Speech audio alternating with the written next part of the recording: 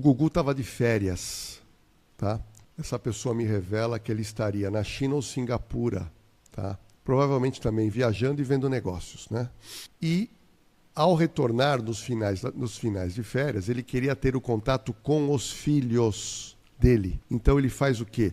Ele faz um voo direto para a casa dele nos Estados Unidos, que por sinal era uma casa recém-comprada, uma casa nova. Quando ele chegou, na verdade, com a vontade de ver os 3 filhos, passar poucos dias com os 3 filhos, para voltar para o Brasil e poder continuar trabalhando na emissora. Ok. Ele sobe para o quarto dele, na parte de cima da casa. Os familiares estavam vendo televisão em um outro local, só que o quarto dele tinha 3 portas, tá? Então, 2 portas, uma porta para o banheiro, uma porta seria a porta para a entrada do quarto e tinha uma terceira porta que estava aberta.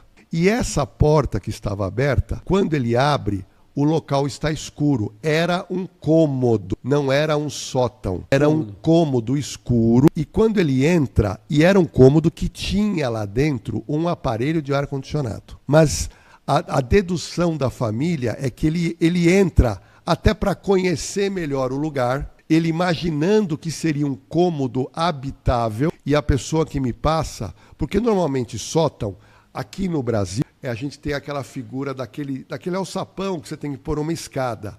Mas ele está me dizendo, e me disse agora num vídeo longo, que é uma porta normal, que estava aberta, estava entreaberta. E ele achou estranho, foi ver o que era, e quando ele entra para ligar a luz daquele local, ele pisa numa área que não poderia pisar, porque na cabeça dele ele imaginou que aquilo fosse um quarto, e ele despenca de lá. Puxa vida, então foi um acidente mesmo. Então, isso é muito importante ele ter dito, até para a gente colocar um ponto final disso, deixar o Gugu dormir em paz, deixar a família dele também em paz, porque as casas americanas são diferentes das casas brasileiras. Quando todo mundo fala um sótão, dá a impressão, como aqui na minha casa tem sótão. Você tem que pôr uma escada para subir. Mas lá, o tal do sótão, onde ficava o aparelho do ar-condicionado, é como se fosse um quarto com porta. Então, provavelmente, por ser uma casa nova, uma casa muito grande, ele acaba entrando. Desconhecia.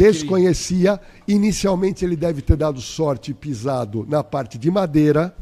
E quando foi procurar o local para acender a luz, pisa no drywall e cai. E despenca. Então, essa, gente, é a história verdadeira.